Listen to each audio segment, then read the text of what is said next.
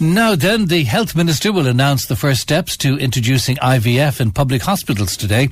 It's hoped the service will come into operation in 2021 after the appropriate legislation is passed. Now, just to say about all these plans and the hopes and aspirations of politicians, there will be an election. Probably in the first 5 months of the year. Well, definitely in the first 5 months, but what month is up for grabs? So we'll see about all these plans and things, whether they come to fruition or not, or whether it be different government with different aspirations. But say if this thing starts its journey anyway. Let's hope the service will come into operation in 2021. In the meantime, €2 million in funding will be provided for couples who are experiencing fertility problems to have consultations and undergo diagnostic tests.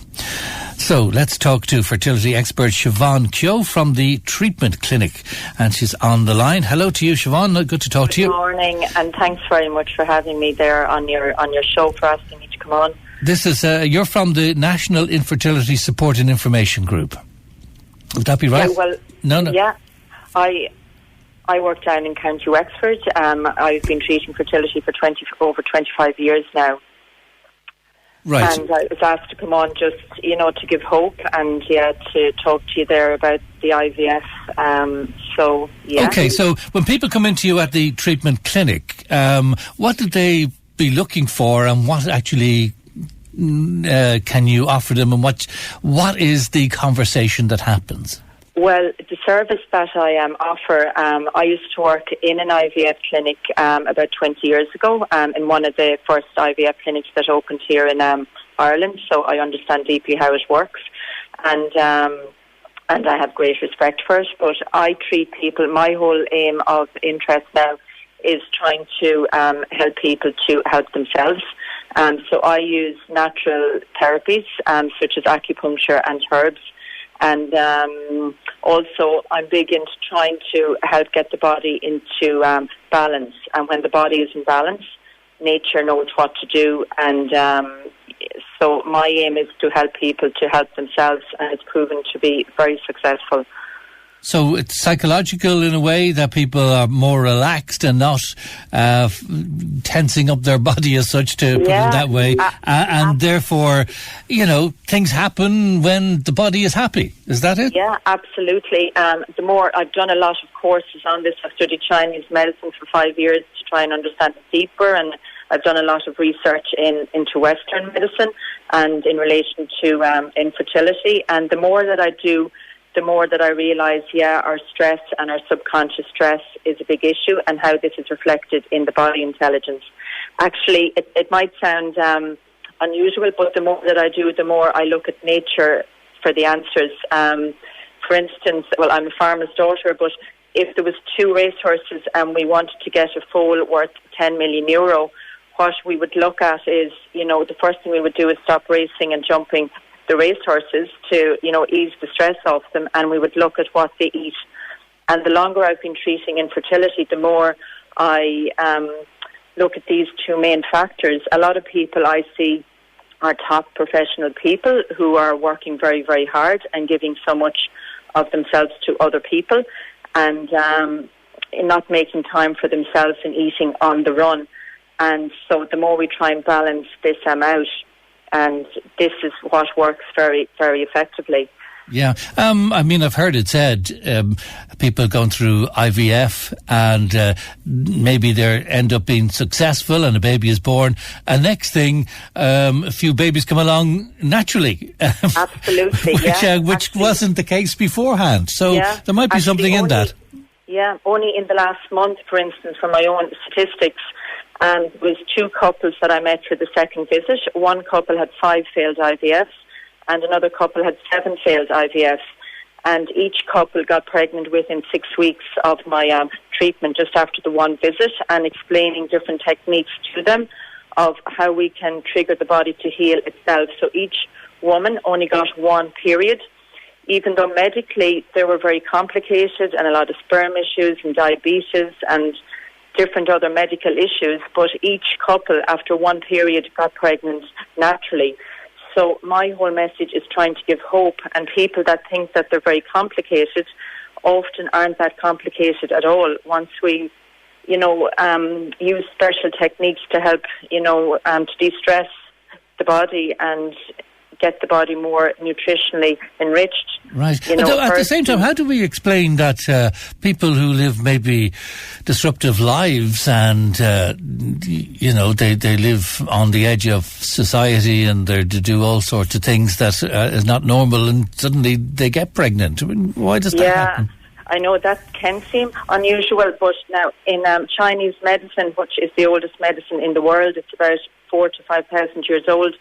They say in Chinese medicine the biggest thing blocking fertility is we've closed. I know this is unusual maybe to talk in our Western culture, but to say that the biggest thing blocking fertility is our closed heart. We've closed our heart off to protect ourselves, and we're operating more from our logic. But the baby wants the heart and the feeling. So I teach people how to open their heart to themselves. So that's why they can say even in war-torn countries that people can get pregnant, because maybe their heart has opened more. Now, nevertheless, what I think Mr. Harris is looking at is actually the plumbing department, I think, in a lot of this. And he's going to put funding into analysing, the different things that block from a physical nature, the formation of a family. Well, I do think that it's a great start, that Simon Harris and the government are recognising that fertility is an issue here. And, it is 1 in every 6 couples. That would be the scientific fact. And, so it is great, obviously, IVF, and I do have good respect for IVF, and it certainly works. And I do a lot of work as well supporting people going through IVF to get better health. That my whole thing is to go into the IVF, we need to get optimum eggs and optimum sperm and implantation to help the IVF to work. And it is showing 85% of people I treat, that the first IVF treatments work. So it is an expensive process, and people are stressed enough. I do think that it's great that this funding is happening, and that the government is recognising that there is a big issue with well, let's see what he comes out with today. Siobhan, thank you very much indeed. That's Siobhan Kehoe there in Wexford. Let's talk to Denise Kinsella. Good morning, Denise. Good morning, how are you? Okay, thank you. So Simon Harris is saying that he's going to announce the first steps to introducing IVF in public hospitals today. Obviously, it's very expensive, so we don't really know what you mean, putting your money where your mouth is. €2 million in funding will be provided for couples who are experiencing fertility problems to have consultations and undergo diagnostic tests. What's your view? I think it's an absolutely fabulous start in the right direction anyway, personally. It is a medical condition. People don't ask to kind of battle infertility or to face fertility problems, and we have a publicly funded healthcare system, so there's no reason why couples going through infertility shouldn't be included in that. Yeah, that it is. We don't want to call it an illness, but it is a medical condition. It is a medical condition. Yeah. I don't know. With me myself personally, I have chromosome abnormality, and it was very difficult for me to have my son. I had 6 miscarriages trying to have him, and a lot of people in my position do pursue IVF, to kind of save having to go through all that, and because of the expense of IVF, it wasn't an option for me.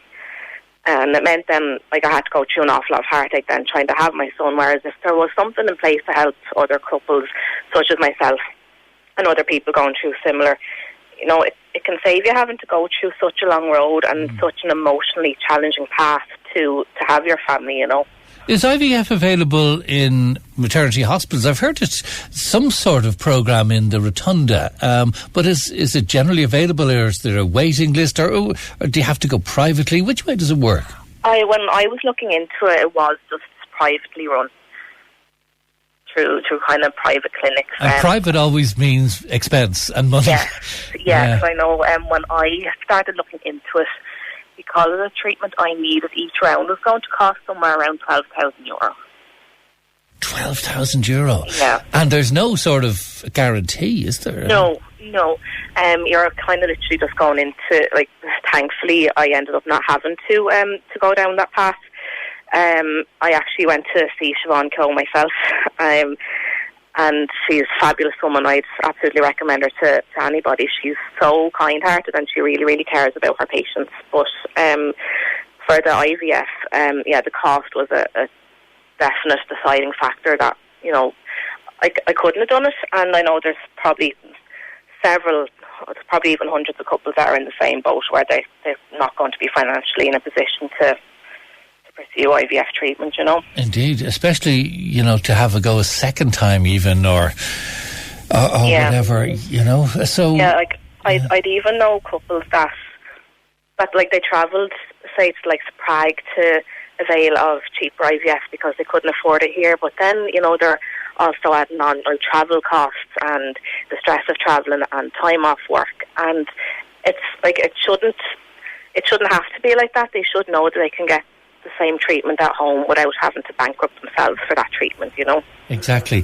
And it all worked out well for you? It did. I went to see Siobhan Kehoe when I got pregnant on my son. He was pregnancy number 7. And I said up to that point then I had 6 miscarriages. Some of them related to my balanced translocation and a few of them weren't. So when I got pregnant on my son, someone recommended Siobhan Kehoe to me, so I gave her a call and she got me in pretty much the following day, and that she explained to me the importance of kind of self-care and putting yourself first, because originally I wasn't going to go and see her because I was worried about getting into work. Yeah. And she said it's kind of where you need to prioritise yourself and your health, to look after yourself, to be in the best possible health, for your baby and for any, say people that are trying to conceive, to have the best egg health or the best sperm health. And it is very important. So if you've got the hopes and stresses and, you hope this works, as well as the financial, as well as fitting it all in, and it can be very, very stressful. Do you find that the stress is actually a big factor in this IVF working or not?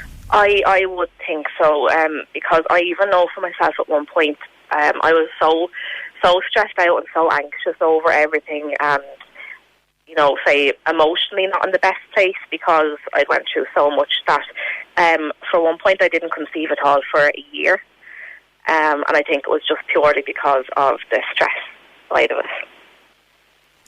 And I do think then when I started kind of getting back on track with myself and looking after myself a bit more, you do feel a bit better in yourself, but you can even see how it affects the ability to conceive, and as Siobhan kind of explained there, to kind of get a healthier egg, to be in your optimal health, to have a good environment for your baby.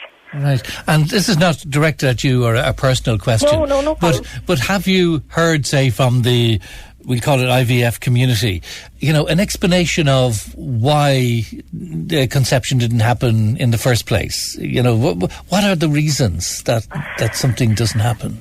Apart from illnesses and conditions that are there, but just in natural sense, this all should work, but it's not. Yeah, I've heard that myself. Even trying to have my son, it's there's nothing wrong, and I think it's around 50% of couples face infertility, they don't find anything wrong. But there is always something underlying, but they just can't tell you what it is. Yeah. Gosh. And I think not having an answer makes it a lot more difficult for a lot of couples. But I know myself, I knew I had the balanced translocation, but then when I was losing babies, not related to that condition, and all I was told was, these things happen, or there's no reason for this, or next time it'll be fine. And you don't want to hear them things. You want someone to tell you what's wrong. Yeah. And then when I went to see Siobhan, I was in there, I think, 5 minutes, and she was able to tell me what my system was lacking, and she was able to treat me then with the Chinese herbs as well.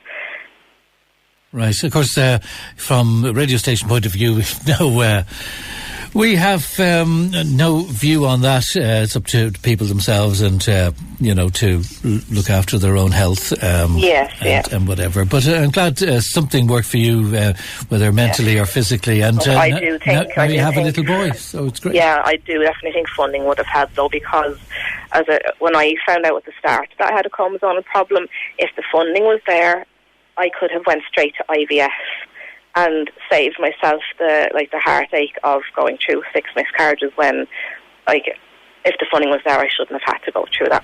Well, I'm delighted and you it's can... the same with other couples, I'm delighted you can put it all behind you, and yes, Santa exactly. will be visiting this year, so there you go. We're so excited. So fantastic.